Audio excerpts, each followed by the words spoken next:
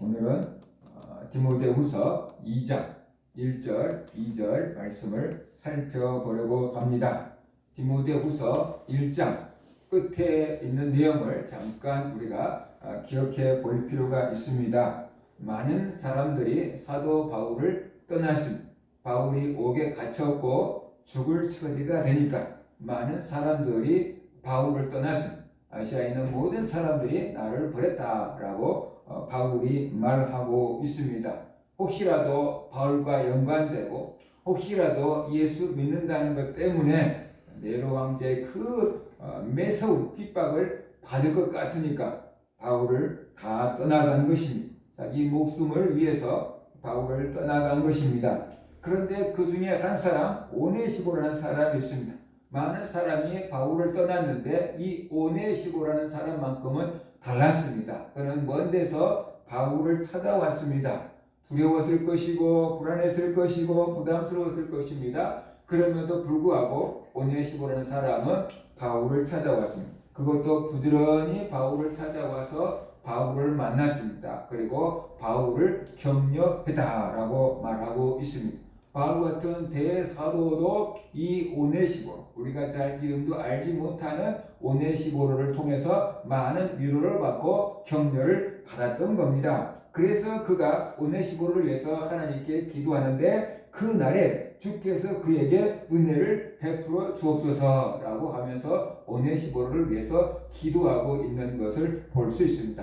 얼마나 고맙고 감사하고 힘이 되었으면 마지막 죽을 힘을 다해서 오네시모를 위해서 기도하고 있는 사도 바울을 볼 수가 있습니다.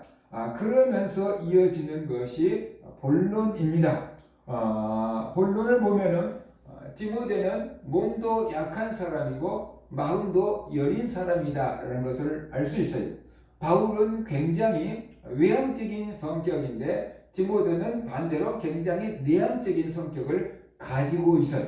바울이 볼 때 디모데가 참 이해하기 어려운 사람이었을 수도 있고 디모데가 볼 때 바울은 굉장히 부러운 사람이었을 수도 있어요. 핍박도 두려워하지 않는 그 불도저 같은 그 믿음이 부러웠을 수도 있지요. 바울이 볼 때 디모데는 너무 약하고 여린 것입니다. 나이도 어리고 여려요. 그래서 쉽게 지치고 흔들릴 수 있는 사람처럼 보였어요. 그렇다고 해서 디모데의 믿음을 의심한 것은 아닌데 그런 것들 때문에 디모데가 마음고생이 심할 것을 알았어요. 그래서 바울은 디모데의 믿음을 먼저 세워주는 그 이야기를 하고 있습니다. 디모데가 자신의 힘이나 억지로 버티는 악바리 정신으로 강해지라고 하는 것이 아닙니다. 오늘 바울은 분명하게 말합니다. 그리스도 예수 안에 있는 은혜 가운데서 강해지라라고 말하고 있습니다.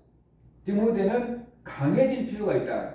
그의 몸도 마음도 강해질 필요가 있다라고 바울은 판단한 겁니다. 그런데 어떻게 강해지는가? 그의 근본은 내향적인 사람이고 몸도 약한 사람이고 나이도 어린 사람인데 강해지라고 해서 강해질 수 있는 게 아니잖아요. 내향적인 사람에게 외향적인 사람이 되라. 그렇다고 해서 외향적인 사람이 되는 건 아니잖아요. 그래서 바울이 말하고 있어요. 그리스도 예수 안에 있는 은혜 가운데서 강해지라 라고 말하고 있어요. 예수 안에 있는 은혜 가운데서 강해지라. 네 성격도 아니다. 환경도 아니다. 그리스도 예수 안에 있는 은혜 가운데서 강해지라 라고 말하고 있습니다. 사랑하는 성도 여러분, 참된 강함은 어디에서 오는가? 내 의지에서 오는 것이 아닙니다. 사람마다 의지력이 조금씩 다릅니다. 그래서 어떤 사람은 의지가 굉장히 강한 사람도 있고 어떤 사람은 작심삼일도 못 가는 사람도 있고 그렇지요. 그렇지만 진짜 강함은 그 의지를 뛰어넘는 하나님의 은혜에서 나온다는 것을 알아야 합니다. 그래서 바울은 디모데에게 먼저 은혜 안에서 뿌리를 내리려고 한 거다라는 것이. 그래서 그리스도 예수 안에 있는 은혜에서 강해지라라고 말하고 있습니다. 그러므로 내 아들아, 너는 그리스도 예수 안에 있는 은혜에서 강해지라라고 말하고 있습니다. 우리는 여기서 그러므로라는 단어를 좀 주목할 필요가 있어요. 그러므로라는 말은 앞에서 해왔던 말과 뒤에 있는 말을 이어주는 접속사잖아요. 그래서 그러므로 라고 바울이 말한 것은 그 앞에 1절의 1장에 있는 디모데후서 1장에 있는 그 부분의 말을 우리가 가지고 와야지 그러므로가 무엇을 얘기하는지를 알 수가 있다라는 것이. 사람들이 다 바울을 버리고 떠난 상황, 근데 오네시모로 같은 사람이 남아 있어서 부지런히 바울을 찾고 바울을 격려해 줬다. 그래서 내가 그 사람을 위해서 주님께 이렇게 기도한다. 그 얘기로 마무리 짓고 2장 1절 와서 그러므로 라고 말하고 있는 거거든요. 그러니까 이것이 무슨 의미일까? 바울이 왜 그러므로 너는 그리스도 예수 안에 있는 믿음에서 강해지라 라고 말씀하고 있는 걸까라는 것이에요. 그 의미는 이것인 것 같아요.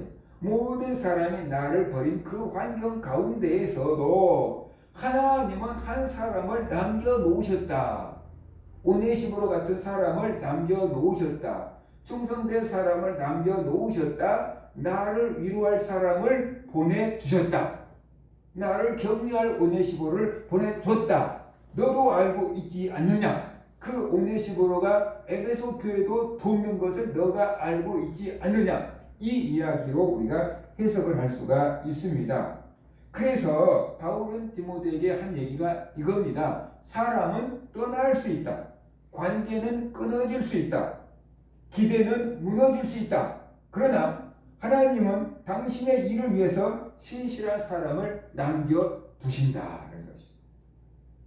그래서 구약 시대에는 이것을 남은 자라고 얘기했어요. 남은 자. 다 이스라엘 백성들이 하나님을 버리고 우상을 섬기더라도 끝까지 하나님만 섬기는 그 남은 자, 그루터기가 남아있다 라고 해서요. 나무가 다 잘리고 다 죽고 없어져도 그 그루터기가 살아있으면 언젠가는 그 그루터기에서 싹을 틔우고 이파리가 올라오고 나뭇가지가 올라오는 것처럼 신앙이 다 없어지고 모든 사람이 다 우상에게 넘어간 것 같은 그때에도 믿음을 지키고 남아있는 사람들이 있다는 거예요. 그것이 남은 자 사상, 구약에서 말하는 남은 자 사상.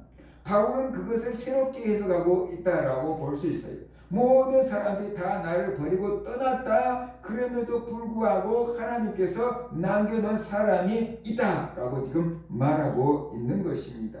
그러므로 디모데야, 너는 사람을 보고 낙심할 것이 아니라 하나님의 은혜를 보라. 그리스도의 은혜를 보라. 그럴 때 너는 그 안에서 강해질 수 있다. 그 얘기 아닐까요? 바울은 지금 디모데의 시선을 바꾸려고 노력하고 있다는 것입니다. 디모데의 시선이 어려운 환경만을 바라보고 있고 떠나간 사람들만 바라보고 있고 힘들게 하는 사람들을 바라보고 있고 핍박하는 정부를 바라보고 있는데 그런 것만 바라보지 말고 하나님께서 너를 위로하려고 붙여준 사람을 보라. 너를 위로하고 계시는 하나님을 보라. 시선을 바꾸라 라는 그런 얘기를 하고 있는 것 같아요. 그러면은 너가 그리스도 예수 안에 있는 은혜에서 강해질 거다 라는 얘기를 지금 하고 있는 거지요. 힘들게 하는 사람들을 바라보지 말라는 것이, 실망스러운 환경도 바라보지 말라는 것이, 하나님께서 보내주신, 하나님께서 주신 그 위로를 바라보라는 거예요.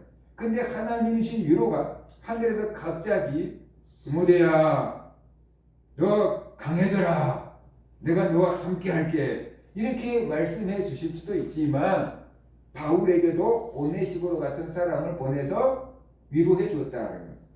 하나님이 직접 위로해 주실 수도 있지만 눈에 보이는 사람을 통해서 위로해 주실 수도 있다. 바울에게 그렇게 위로를 줬던 그 오네시모로가 지금 디모데 곁에 있는 것 같아요. 그러면 그 사람 좀 봐. 힘 좀 내. 하나님이 그 사람을 붙여준 거야. 이렇게 지금 말하고 있는 것 같습니다. 사랑하는 여러분, 우리도 마찬가지입니다. 우리도 쉽게 상처받고 우리도 쉽게 주저앉고 싶을 때가 많이 있습니다. 그런데 우리가 상처받는 사람들을 붙잡거나 힘든 환경을 붙잡는다고 한다면 우리의 믿음이 생명력을 발휘할 수 없습니다. 우리의 믿음이 생명력을 잃어버림, 바람 빠진 고무풍선처럼 그러면서 주저앉게 될 것입니다.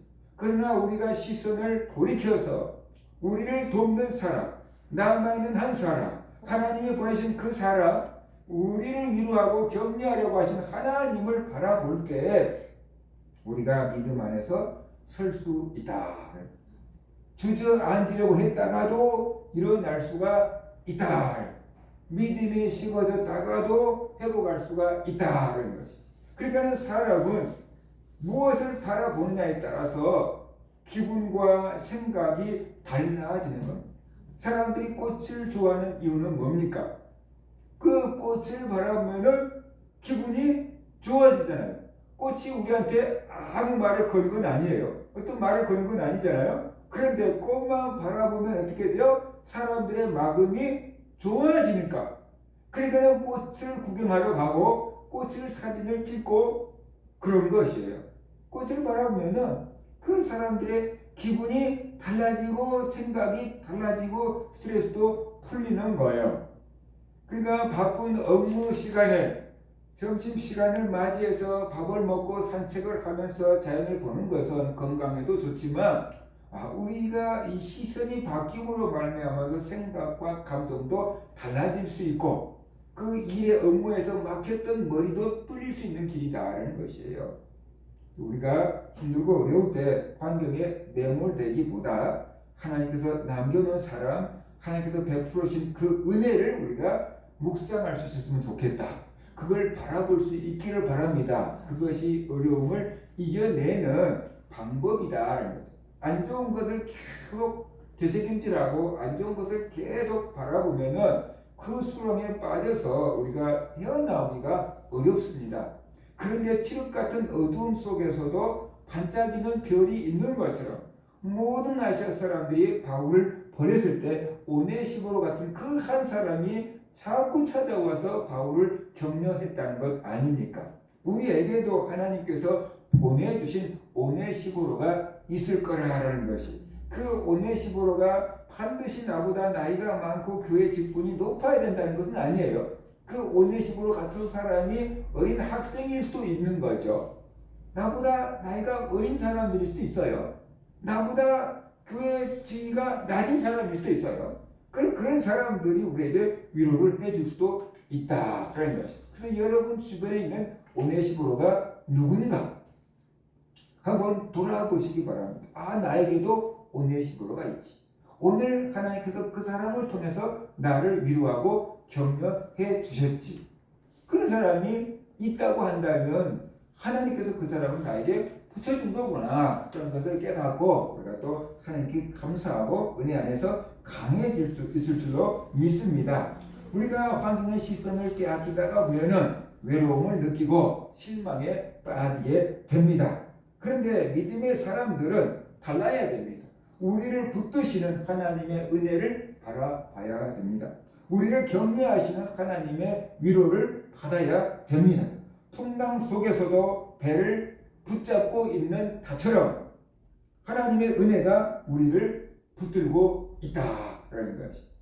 배가 정박할 때는 어떻습니까? 닻을 탁 내리잖아요. 그 닻이 땅에 딱 고정되어 있으면 막 풍랑이면 위에서 배는 흔들릴 수 있어요. 그런데 닻이 굳게 내려져 있기 때문에 멀리 떠내려가지는 않고 그 위에서만 왔다 갔다 하면서 버티고 있는 것입니다. 하나님의 은혜가 우리에게 닻을 내릴 때 우리 믿음이 흔들리지 않게 될 줄로 믿습니다. 왜 믿음을 먼저 세우려고 했을까요?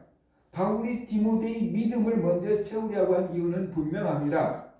흔들림 없는 믿음을 위해서입니다. 그리고 디모데에게 맡길 사명을 위해서 그렇습니다. 2절을 보면 디모데는 다른 사람에게 복음을 맡겨야 하는 사명을 지금 받고 있습니다.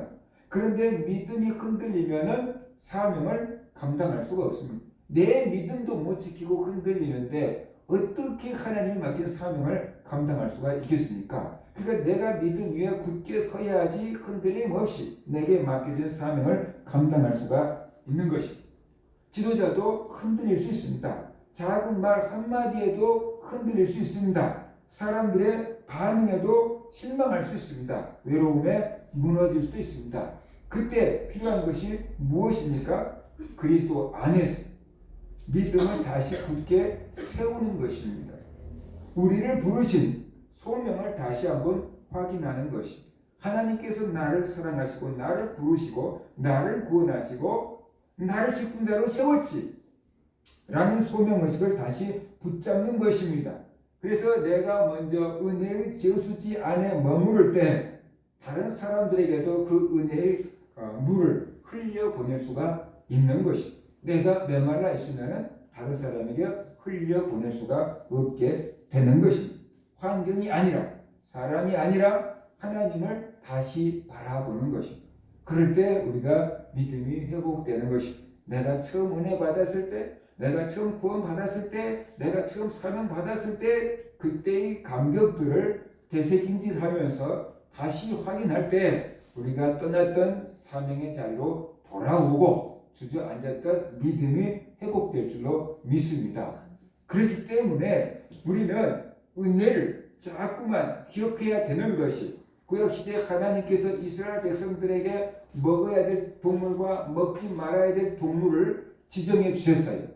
그런데 먹어서는 안 되는 동물들은 되새김질하지 않는 거고, 먹어야 되는 동물들은, 먹을 수 있는 동물들은 소처럼 되새김질하는, 양처럼 되새김질하는 그런 동물들이었던 것이, 먹었던 것을 꺼내서 다시 잘근잘근 씹어서 다른 위로 넘겨서 소화시켜내는 그런 되새김질 동물들을 먹으라고 했고, 돼지 같은 그 되새김질 할 수 없는 그 동물들은 부정하다라고 말씀하셨어요.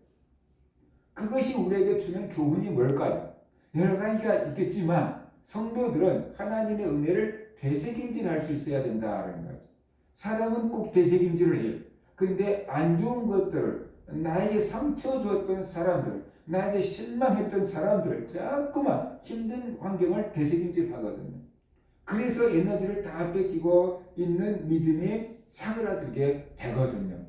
그런데 어차피 되새김질할 바에는 나의 힘을 빼고 믿음의 불꽃을 끄는 그 안 좋은 것들을, 어려운 환경들을 되새김질하지 말고 하나님께서 주신 은혜를 되새김질하고 하나님께 받은 사명을 되새김질하라는 것이에요. 첫사랑의 믿음을 되새김질하라는 것이에요.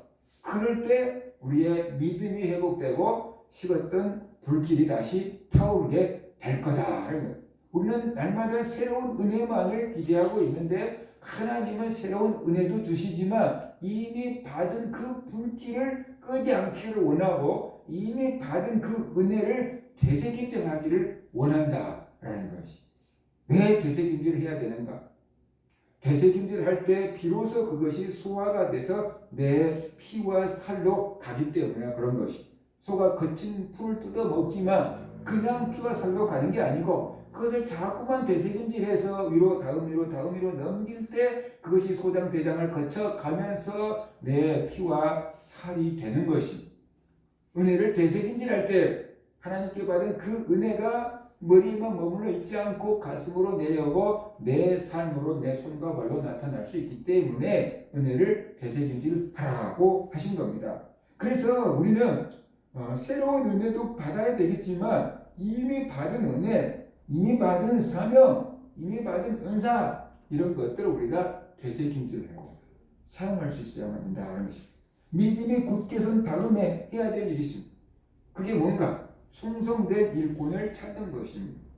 그렇다면 충성된 일꾼이 누구입니까? 고난 가운데서도 흔들리지 않는 사람, 환난 가운데서도 변하지 않는 사람, 핍박 속에서도 믿음을 지키는 사람, 바로 오네시모로 같은 사람이 충성된 일꾼이다라는 것입니다. 사람은 많지만 충성된 사람은 많지 않습니다. 그러나 하나님은 그러한 사람을 반드시 남겨두시고 또 그런 사람들을 일으키신다. 숫자는 많지 않지만 그런 사람들이 반드시 하나님께 남아있다는 것이에요. 우리는 선택해야 됩니다. 떠날 사람을 바라볼 것인지, 남겨진 은혜를 바라볼 것인지, 상처를 붙잡을 것인지, 하나님의 위로를 붙잡을 것인지. 오늘 사도 바울은 우리에게 말합니다. 은혜 안에 굳게 서라. 환경이 아니라 은혜입니다. 사람이 아니라 하나님입니다. 그 은혜 위에 굳게 설 때 우리의 믿음은 흔들리지 않고 우리의 사명은 계속 이어질 수 있습니다. 바울은 디모데에게 사명을 줍니다. 어떤 사명을 줍니까? 충성된 사람들에게 복음을 맡기라 라고 말하고 있어요. 무엇을 가르치라는 것입니까? 복음이에요. 디모데가 바울을 통해서 듣고 보고 배운 그 복음을 디모데가 충성된 사람을 골라서 그 사람에게 맡기라 라고 지금 말하고 있는 겁니다. 그렇다면 복음이 무엇입니까? 교회를 수십 년 동안 다녔는데 복음이 무엇입니까? 바울이 말하는 복음은 무엇입니까? 우리가 전해야 될 복음, 다음 세대에 남겨줘야 될 복음은 무엇입니까? 예수 그리스도를 믿을 때 모든 죄를 용서받고 구원을 받는다는 것입니다. 다른 어떠한 것으로 구원을 받는 게 아니고 오직 예수 그리스도를 믿음으로 죄를 용서받고 구원을 받는다는 것이 복음입니다. 그러니까 우리 교회를 좀 다닌 사람들은 이것 정도는 다 알고 있잖아요. 그런데 이것을 전하기가 굉장히 어려운 시대가 옵니다. 왜 그러냐? 사람들이 왜 예수만 믿어야 되냐고, 왜 다른 종교를 인정하지 않느냐고, 왜 그렇게 독선적이냐고, 니네만 진리가 있냐고, 이런 말들을 자꾸만 하고 따지기 때문에 예수만 구원의 길이라고 말하는 것이 점점 힘들어집니다. 그러니까 사람들이 입을 닫고 눈치를 살피고 자기가 피해를 보지 않으려고 하고 있는 것입니다. 그러면 이 복음을 분명하게 믿어야 돼요. 믿고만 있는 게 아니고 전하는 사람이 충성된 사람이다 라는 것을 깨닫고 우리가 복음을 전할 수 있어야만 된다 라는 것이에요. 왜 충성된 사람에게 복음을 맡겨야 됩니까? 그들도 또 다른 사람에게 복음을 가르칠 것이기 때문이다 라고 말하고 있어요. 그래서 우리는 여기서 누가 충성된 사람인가 조건 하나를 더 찾을 수 있어요. 그가 누굽니까? 고난 가운데서 변함없이 믿음을 지키는 사람, 박해 가운데서 주님께서 위탁하신 복음을 전하는 사람, 바로 그 사람이 충성된 사람이다 라고 오늘 본문은 우리에게 말씀을 해주고 있습니다.